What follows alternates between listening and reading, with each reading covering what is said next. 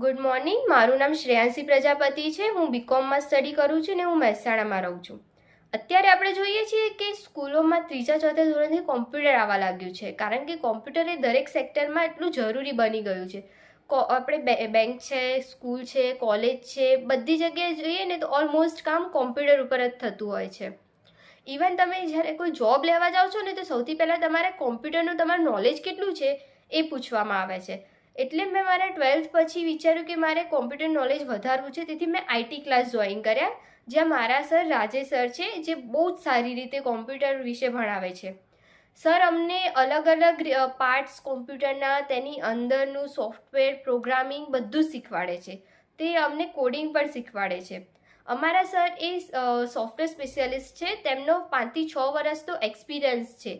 હું એવું માનું છું ને કે જો સર જોડે તમને ના આવડે ને તો તમને કોઈના જોડે ના આવડી શકે, એટલી સરળ ભાષામાં અમને સર શીખવાડે છે।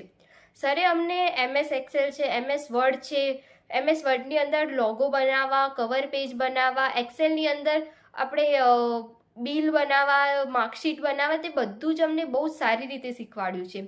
સર અમને પ્રેઝન્ટેશન કઈ રીતે કરવું એ બી શીખવાડે છે। આ ક્લાસ જોઈન થયા પછી મારે કોન્ફિડન્સ બી બહુ સારો વધ્યો છે। મારે જ્યારે હું સ્ટેજ ફિયર મારામાં બહુ જ હતો, પણ અહીંયા આવ્યા પછી હું બધાને કહીએ ને કે એક વસ્તુ જે સપોઝ કે એક્સેલ, એના ઉપર હું સામેવાળા બધા સ્ટુડન્ટ્સને હું એક્સપ્લેન કરી શકું છું, એ રાજેશ સરના કારણે।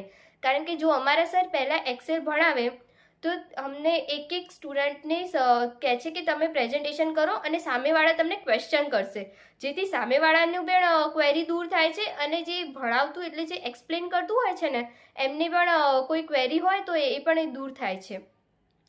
તેથી જ હું માનું છું કે અહીંયા આપણે મહેસાણામાં રાજેશ સર કરતાં કોઈ સારું નહીં ભણાવી શકતું હોય। Thank you.